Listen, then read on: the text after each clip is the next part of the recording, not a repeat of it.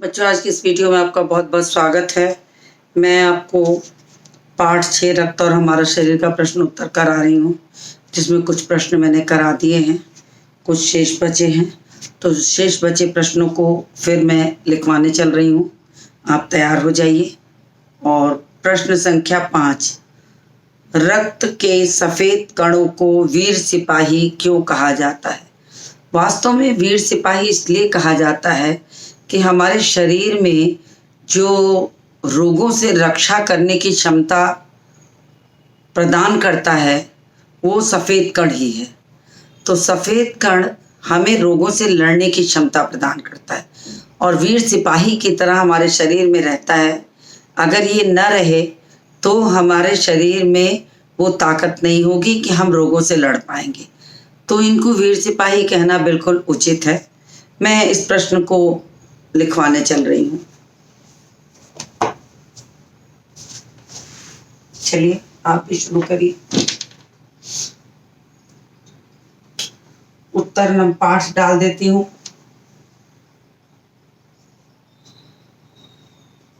पाठ 6, रक्त और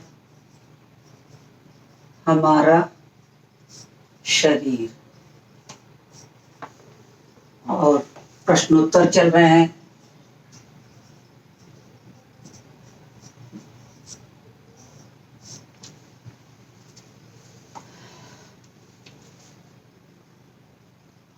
और उत्तर नंबर 6 लिख दीजिए। उत्तर नंबर 6, रक्त के सफेद कणों को वीर सिपाही क्यों कहा गया है? तो रक्त के सफेद कणों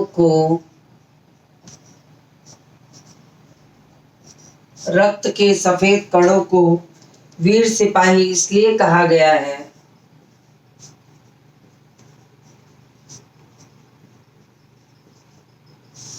वीर सिपाही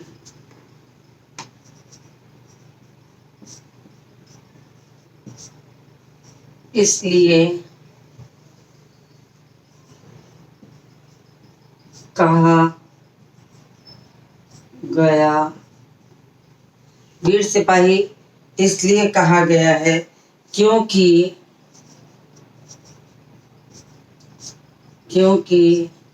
ये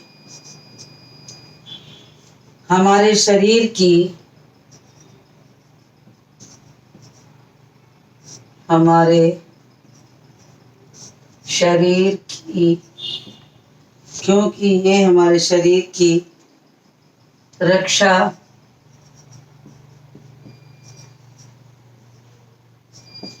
करते हैं। क्योंकि ये हमारे शरीर की रक्षा करते हैं, ये रोग के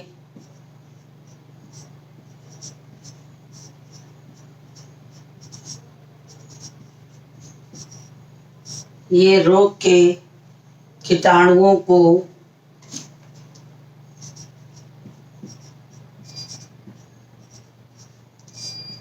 शरीर में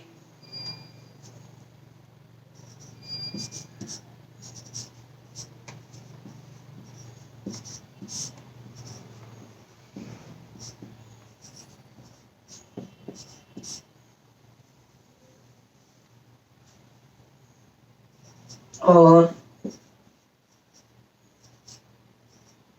डटकर उनका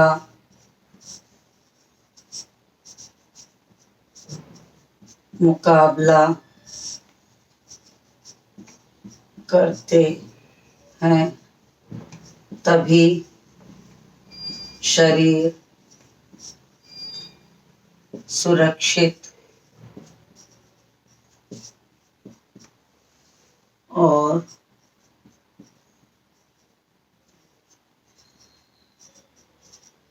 मजबूत बना रहता है। चलिए, ये प्रश्न हो गया। अब अगला प्रश्न है कि ब्लड बैंक में रक्तदान से क्या लाभ है। तो आप तो जानते हैं कि ब्लड बैंक में रक्तदान करने से फायदा ये है कि जब कभी किसी रोगी को उसके ग्रुप का, उसके समूह का ब्लड नहीं मिलेगा, उसके संबंधियों से न मिले, उसके करीबियों से न मिले, तो हम सिर्फ ब्लड बैंक पर आधारित रहते हैं और वहाँ जाकर कुछ रक्त दे देते हैं, दान दे देते हैं और बदले में अपने समूह का लेके आते हैं। तो रोगियों की जान की रक्षा के लिए ब्लड बैंक बहुत ज़रूरी है और समय समय पर इसमें लोगों को दान करना चाहिए ताकि उसमें रक्त की कमी कभी ना हो। वो रक्त को सुरक्षित रखते हैं और समय आने पर, आवश्यकता पड़ने पर हमें उपलब्ध कराते हैं। तो ये ब्लड बैंक होने का ये फायदा होता है। चलिए, इसका उत्तर लिखिए। ब्लड बैंक में रक्तदान से क्या लाभ। ये उत्तर नंबर 5 है और ये है उत्तर नंबर 6। ब्लड बैंक में रक्तदान से क्या लाभ। तो ब्लड बैंक में दान दिए गए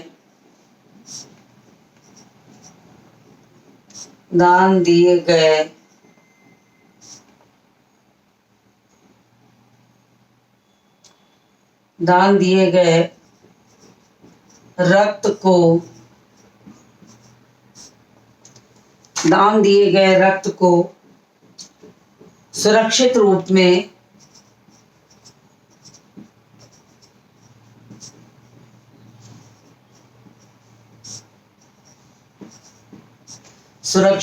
में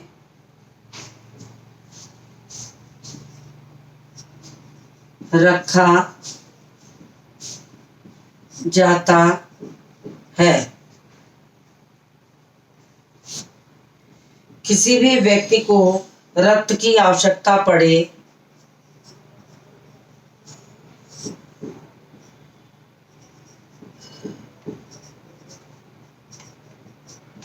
किसी भी व्यक्ति को रक्त की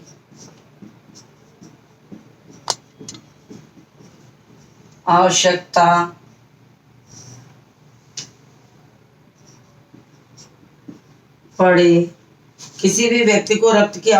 पड़े तो उसके लिए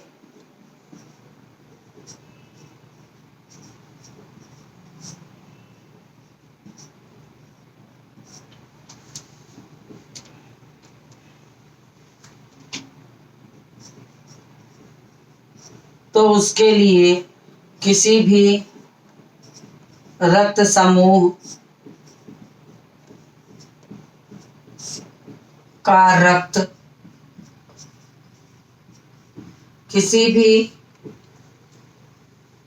समूह का रक्त उसे आसानी से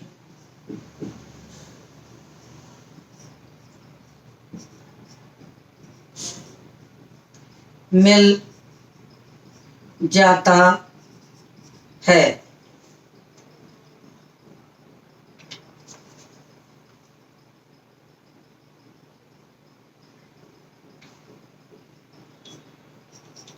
इस प्रकार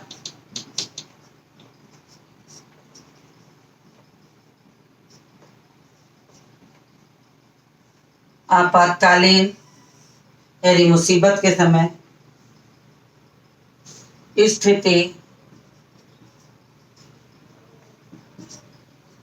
आपातकालीन स्थिति में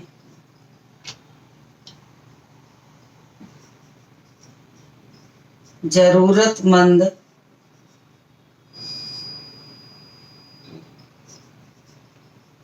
व्यक्ति की जान बचाई जा सकती है।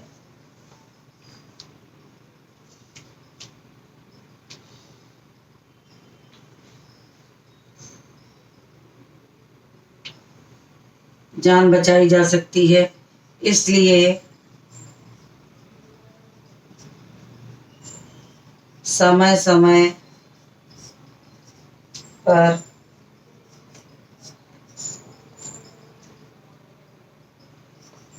रक्तदान शिविर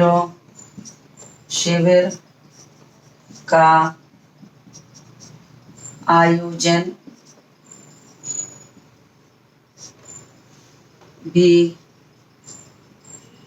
किया जाता है, जिससे ब्लड बैंक में हमेशा रक्त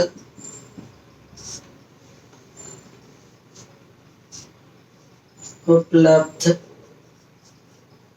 रहे।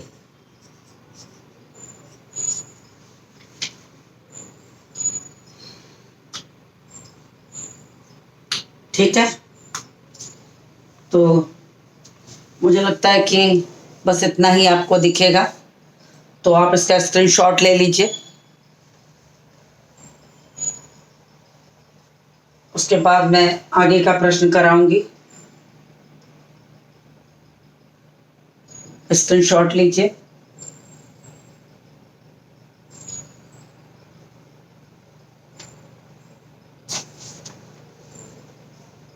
मैं इसको रब करती हूँ।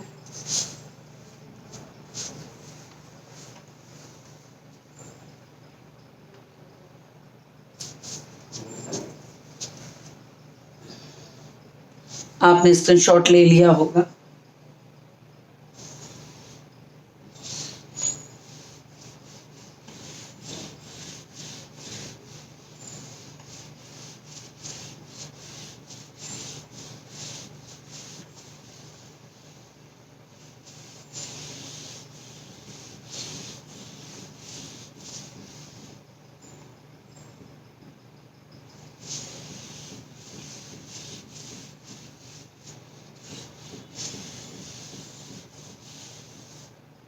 चलिए अगला प्रश्न देखते हैं।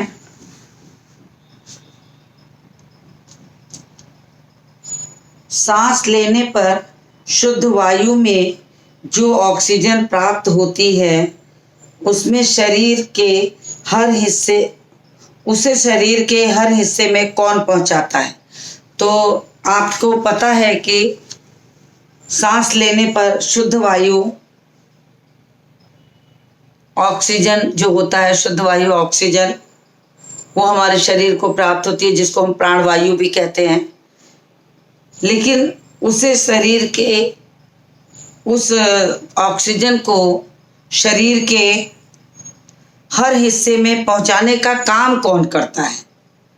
तो वास्तव में उसे पहुंचाने का जो काम है वो किसका है? लाल रक्त कण का होता है। तो यहाँ पर आपको प्रश्न के साथ 4 ऑप्शन दिए हैं। तो ये प्रश्न आपके लिए बिल्कुल सरल हो गया। इसमें कहा गया है सफेद कण, लाल कण, सांस नली और फेफड़े। लेकिन हर ऑक्सीजन को शरीर के हर हिस्से में पहुंचाने का जो काम है वो लाल रक्त कण का होता है। वही हमारे शरीर में हर हिस्से में उसको पहुंचाते हैं। तो वैसे तो ये वन वर्ड आंसर में भी हो सकता है, तो मैं इसको एक लाइन में इसका उत्तर लिख देती हूँ। उत्तर नंबर 7 डाल के एक लाइन में सिर्फ उत्तर लिख देती हूँ। उत्तर नंबर 7। अति लघु प्रश्न में ये प्रश्न पूछे जा सकते हैं। तो सांस लेने पर शुद्ध वायु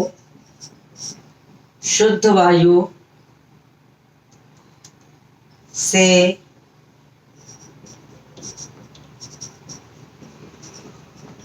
ऑक्सीजन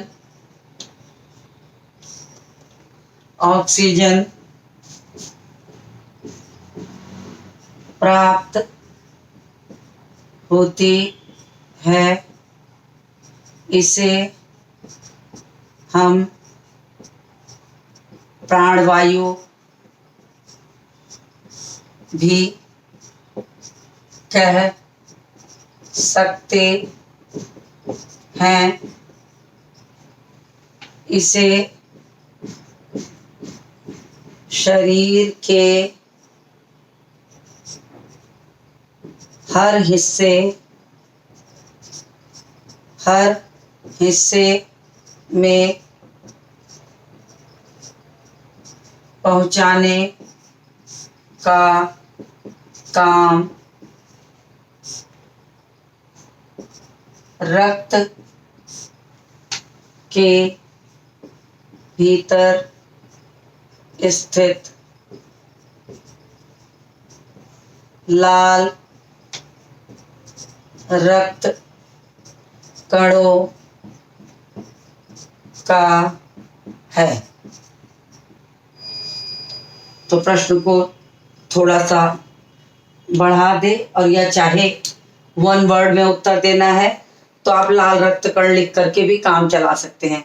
तो दोनों तरीके से, अगर प्रश्न आपका 2 नंबर का है तो आप इतना बड़ा करके लिखिए, और अगर आपका 1 वर्ड या आधे नंबर का है, 1 नंबर का है, तो आप इतना भी लिखेंगे तो आपको मिल सकता है नंबर। तो एक प्रश्न ये 7वां हो गया। 8वां देखते हैं। अब 8वें में पाठ से आगे के प्रश्न हैं, जिसमें छोटे छोटे प्रश्न पूछे गए हैं। 2 प्रश्न हैं, चाहे आप उसको एक लाइन में उत्तर दीजिए अथवा 1 वर्ड में। तो दोनों तरह से ये प्रश्न आपको पूछे जा सकते हैं। तो मैं हेडिंग डाल देती हूँ, पाठ से आगे।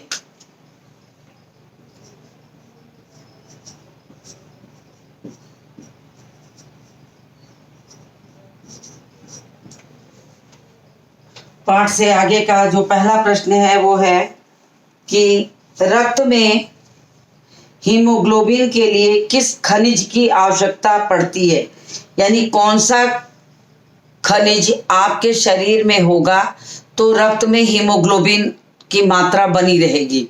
तो जिसको हम आयरन कहते हैं, लौह तत्व कहते हैं, वही आपके शरीर में हीमोग्लोबिन को बढ़ाने का काम करता है।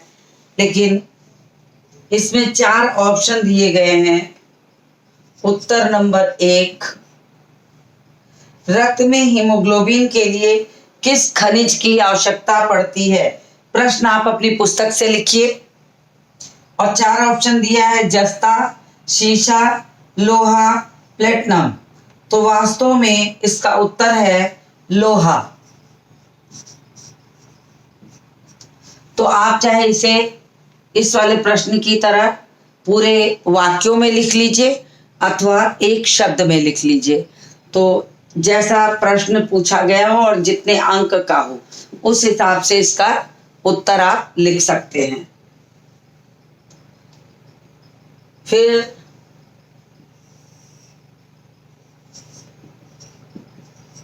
उत्तर नंबर 2 है कि बिंबाणु यानी प्लेटलेट कण जो शरीर में होते हैं, और आपको शायद पता भी है कि कुछ ऐसी बीमारियां होती हैं जिन बीमारियों में ये प्लेटलेट के कण ही घटते हैं, और इनका घटना लाखों की संख्या में एक बार में ये घटने लगते हैं। बढ़ते भी हैं तो ऐसे ही ये बढ़ते भी हैं, और घटते भी हैं तो ऐसे ही घटते हैं। तो इतनी अधिक मात्रा में घटना जो होता है वो किसी खास रोग में होता है, तो उसमें हमें बहुत ध्यान देने की आवश्यकता होती है। कभी कभी हमें उन्हें अलग से प्लेटलेट भी चढ़ाना पड़ जाता है। तो इसमें पूछा गया है कि बिंबाणु या प्लेटलेट कण की कमी किस बीमारी में पाई जाती है। Typhoid, malaria, dengue, filaria. तो संभवतः आप सब लोग जानते होंगे कि डेंगू बीमारी में शरीर के रक्त से जो प्लेटलेट होता है वही घट जाता है, तो डेंगू बीमारी है। तो इसका उत्तर होगा, चारों ऑप्शन इसमें दिए गए हैं, तो आपको इसका उत्तर सिर्फ एक शब्द में मैं लिख दे रही हूं कि डेंगू। डेंगू बुखार में जो मच्छर के काटने से होता है, और ऐसा माना जाता है कि सुबह के समय में ये मच्छर प्राय होते हैं। तो कभी कभी लोग मॉर्निंग वॉक करने वाले लोग, बीच में भी ये बीमारी जब खूब फैलती है तो लोग कहते हैं पूरी बांह का आपको पहनना चाहिए, हर कुछ मच्छर ना काट सके, क्योंकि इनके काटने के बाद तेज बुखार आता है, और बुखार की जांच होने पर अगर डेंगू निकलता है तो प्लेटलेट की जांच होती है, प्लेटलेट कितनी मात्रा में घट रहा है, और अगर ज़्यादा मात्रा में घटता है तो मरीज को अस्पताल में भर्ती करना पड़ता है ताकि उसकी 24 घंटे निगरानी हो सके, और उस निगरानी के दौरान यदि उसका प्लेटलेट दवा से और खान पान से बढ़ गया तो ठीक है, अन्यथा हम उसके लिए उसे प्लेटलेट चढ़ाने की भी व्यवस्था करते हैं। तो डेंगू बीमारी है, तो मैंने यहाँ उत्तर लिख दिया है। अब प्रश्न आ गया भाषा की बात।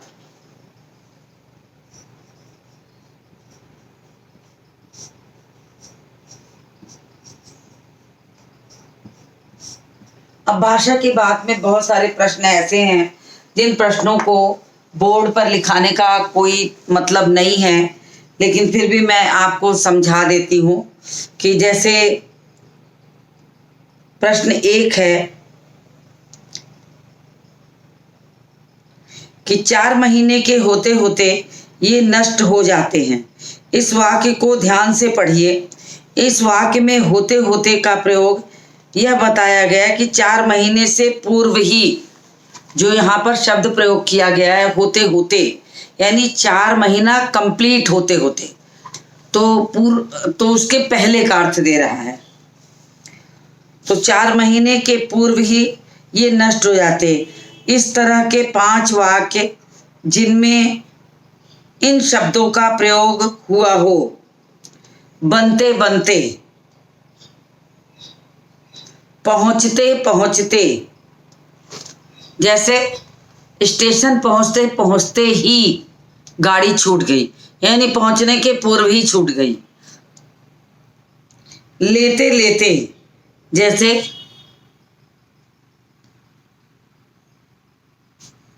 किसी काम को हम करना चाह रहे हो, कोई चीज खरीदना चाह रहे हो, तो हम क्या कहेंगे कि जमीन खरीदने का बहुत मन था, लेकिन जमीन खरीदते खरीदते अचानक मैं रुक गया, यानी खरीदने के पहले ही मैं रुक गया।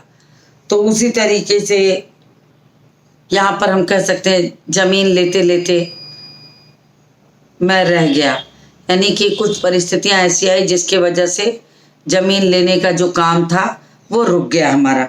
तो इस तरह का वाक्य प्रयोग इसमें करना होगा। तो स्क्रीनशॉट ले लीजिए इसका, तब मैं समझाऊं। तो ये लिखने लायक ऐसे प्रश्न नहीं है, ये वाक्य प्रयोग है, लेकिन इन वाक्य प्रयोगों को आप करिए तो ऐसे करिएगा कि जिसमें इनका भाव काम होने के पहले का हो, काम होते होते रुक गया हो, तो ऐसे भाव आने चाहिए। तो इसमें 4 शब्द दिए गए, बनते बनते, कोई चीज बनते बनते बिगड़ जाए, कोई योजना बनते बनते अचानक बिगड़ जाए तो कहेंगे हमारी योजना बनते बनते बिगड़ गई। तो इस तरीके से आप कह सकते हैं। पहुंचते पहुंचते, तो पहुंचते पहुंचते होगा कि स्कूल पहुंचते पहुंचते ही बारिश शुरू हो गई, यानी स्कूल पहुंचने के पूर्व ही बारिश से मैं भीग गया, तो बारिश में मैं भीग गया या बारिश शुरू हो गई, इस तरीके से। फिर जमीन खरीदने का विचार बना लेकिन लेते लेते रह गया, तो जमीन खरीदने का विचार बना लेकिन लेते लेते रह गया, यानी लेने से पहले ही मैं रह गया, नहीं लिया।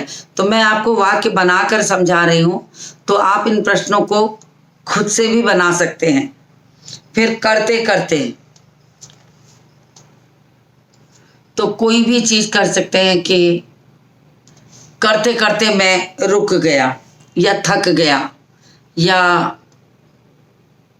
आज दिन भर घर के कामों को करते करते मैं थक गई।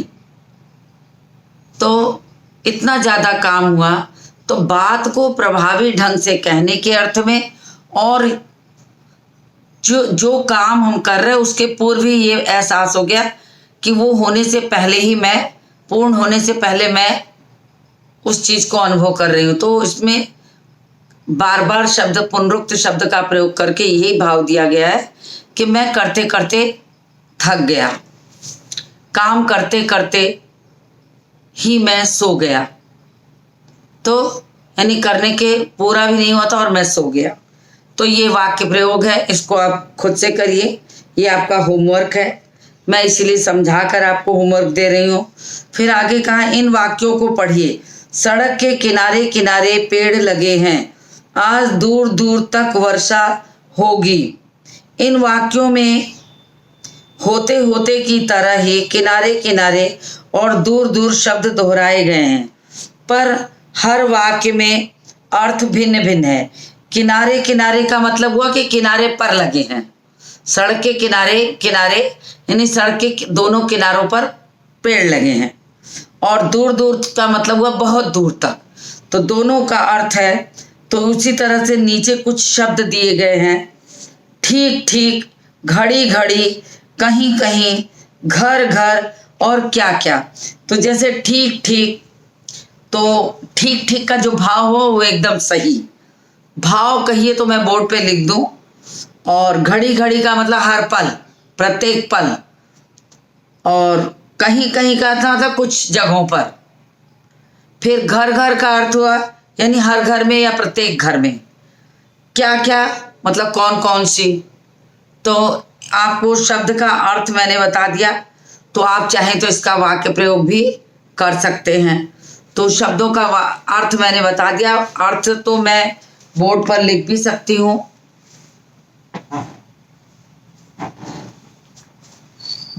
तो आप, मैं बोल दे रही हूँ, आप इसको लिख लीजिए। जैसे वाक्य प्रयोग करने जब लगिएगा तो आपको पता होना चाहिए ना कि ठीक ठीक शब्द किस अर्थ में दिया गया है। तो उत्तर नंबर 2 में, उत्तर नंबर 1 वाक्य प्रयोग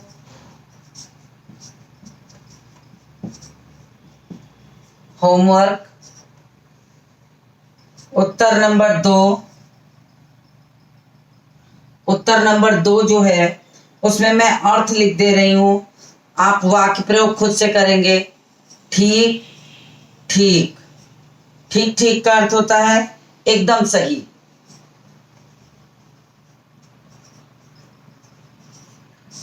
फिर घड़ी घड़ी का अर्थ होता है प्रत्येक पल, प्रत्येक पल या प्रत्येक घड़ी, या हर घड़ी भी।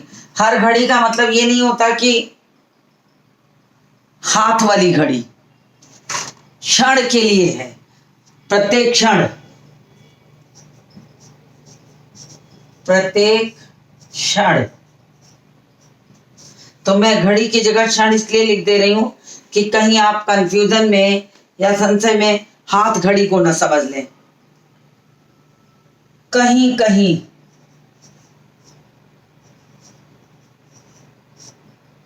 कहीं कहीं का अर्थ है यानी कुछ जगह पर, कुछ जगहों पर। फिर उसके बाद होता है घर घर।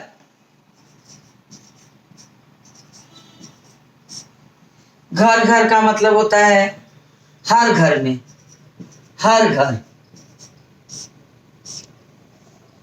फिर क्या क्या, बाजार से क्या क्या लाना है, तो क्या क्या का मतलब कौन कौन सी चीजें, क्या का मतलब कौन कौन सा, कौन सी या कौन कौन सी चीजें। तो और वाक्य प्रयोग आप खुद से करिए इसको।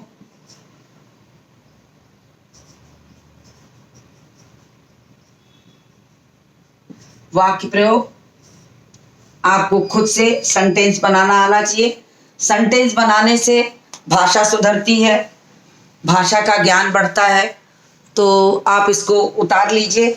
अभी भी इसमें कुछ चीज़ें छूटी हुई हैं जो मैं अगले वीडियो में कराऊंगी, तो आप इसका स्क्रीनशॉट लीजिए। संभवतः आपने स्क्रीनशॉट ले लिया होगा। तो अभी भी इसके कुछ प्रश्न शेष बचे हैं, जिन शेष प्रश्नों को मैं अगले वीडियो में आपको समझाऊंगी। तो आज के इस वीडियो को यहीं समाप्त करती हूँ और मिलती हूँ आपसे अगले वीडियो में।